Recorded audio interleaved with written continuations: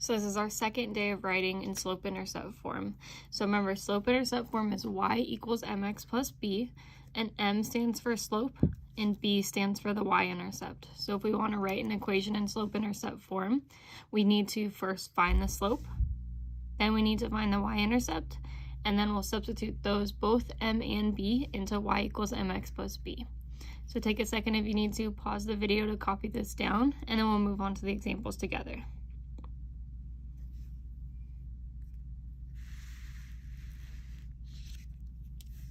So for example 1, it says writing slope-intercept form given 2 points on a graph. So we're supposed to write an equation of a line given the information, or with the given information. So if we look back up at the steps up here, the first step says that we need to find slope. So that's what we're going to do first. So if we want to find slope, slope is rise over run. So m equals rise over run.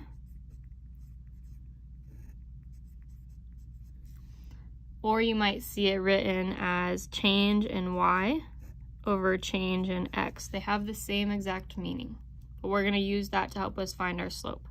So in order to find this slope, I'm going to have to count my rise over run. So it gives us 2 points on this graph. One of them happens to be the y-intercept, and one of them happens to be the x-intercept. So if I want to find the rise over run, I'm going to count how far I need to go down, and then how far I need to go over to get to the next point.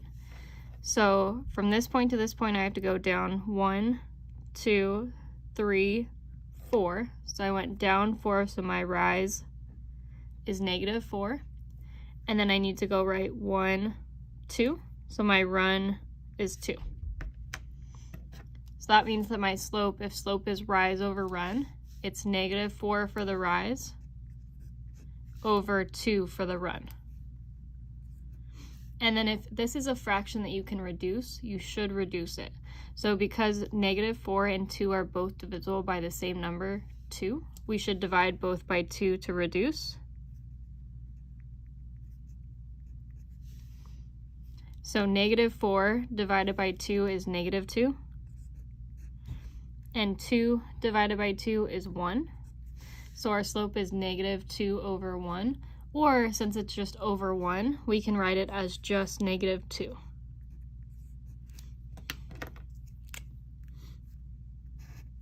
So our m is -2, and then the next step that we need to figure out is to find the y-intercept, which is b.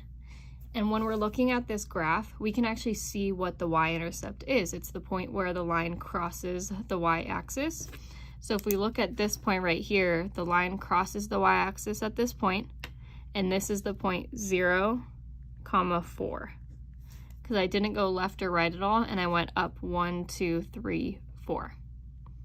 So since my y-intercept is 0, 4, that means that my b is 4. So our b value is just the number that it crosses the y-axis at.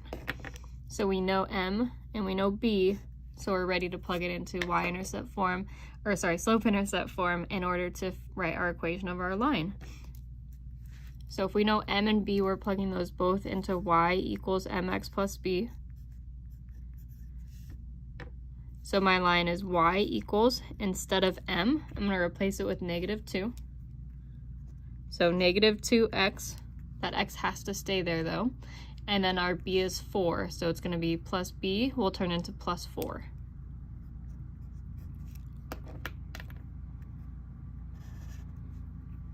So y equals -2x plus 4 for our line.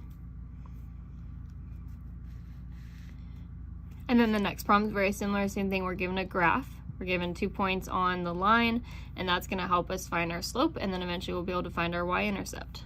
So slope is rise over run, or the change in y over change in x, same thing. So for our slope, we want to count the rise over run. So my rise from this point to this point is going to be up 1, 2, 3. And then my run is 1. I'm going right 1. So my rise over run is 3 over 1. So I rose, I went up 3, that was my rise. I went right 1, that was my run. And we know that if I have a number over 1, I can get rid of that 1 and I can just write my slope as m equals 3. You can always do that whenever the denominator is 1. So we have our m. The next thing that we have to do, step 2, is to find our y-intercept, which is b. So our y-intercept is the point where it crosses the y-axis.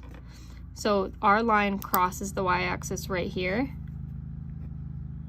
at -1. So that means that our b is -1.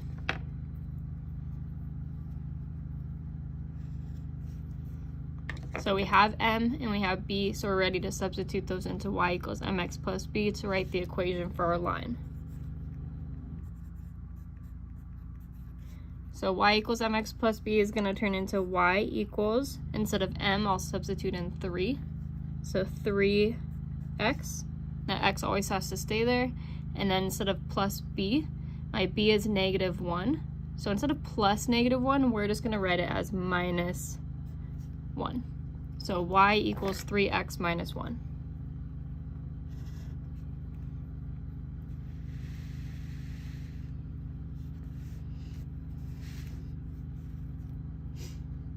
And then for the next example, it's writing slope-intercept form given 2 points, including, or one of those 2 points is going to be our y-intercept.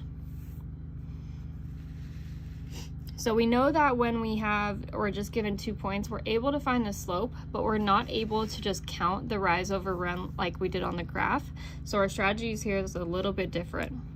So if m is rise over run, or change in y over change in x, remember those are interchangeable, I first want to find the change in y. So remember, the first number is x, the second number is y.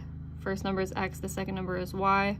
So if I want to find my change in y, I have to figure out how do I get from 0 to 6.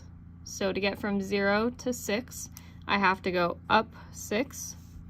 So my change in y is positive 6.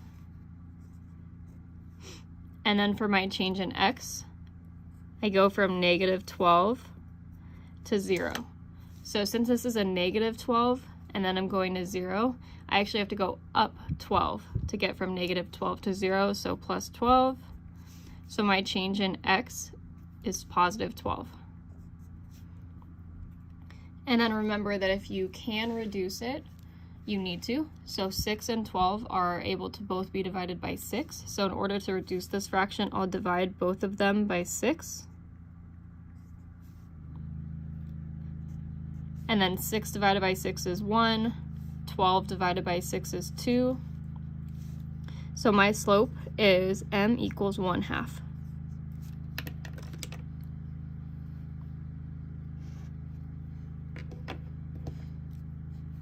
And then on the previous 2 examples, once we found our slope, we were able to identify the y-intercept just by looking at the graph and seeing what the line crossed the y-axis at.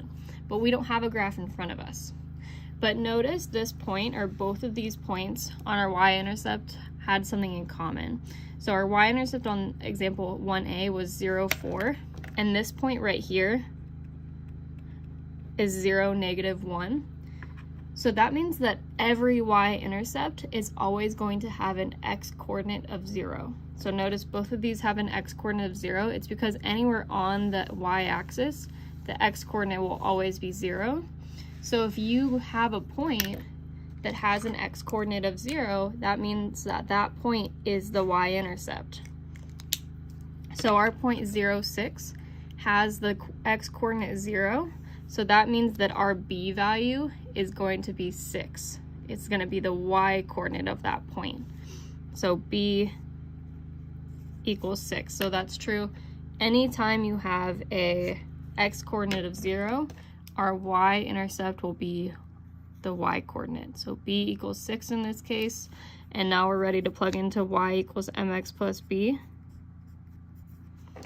And the reason that this is the y-intercept is because if I were to graph just this point, just sketch it, I'm not going left or right at all, but I'm just going up 6, and that point falls on the y-axis. So y-intercept is any point that falls on the y-axis. So back to my line, y equals mx plus b. I'll substitute in 1/2 for m. So y equals 1/2 times x, don't forget the x, and then plus b turns into plus 6. So y equals 1/2 x plus 6 is my line.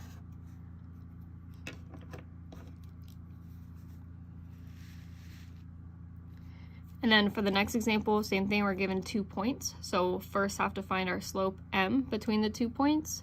So m equals rise over run, or change in y over change in x. So change in y over change in x. So my change in y, I go from 5 to 1. So to get from 5 to 1, I have to go down 4. So my change in y is -4. And then my change in x, I go from 1 to 0. So to get from 1 to 0, I have to go down 1. So my change in x is -1. And then -4 over -1, if you have a negative in the numerator and denominator, remember that fractions are just dividing, and a negative divided by a negative is a positive. So if you have a fraction on the top and on the bottom, they cancel each other out. And remember that anytime you have a 1 in the denominator, you can take that off and you can just write your fraction as a whole number. So we can change -4 over -1 just to 4 over 1, because the negative divided by a negative is a positive. And then because it's 4 over 1, I can write my slope as just 4, because any fraction over 1 is just that number in the numerator. And then now we need to figure out our y-intercept. So remember, anytime you have a point where the x-coordinate is 0, so in this case we have the point 0, 1, that point is a y-intercept because it's going to fall exactly on the y-axis.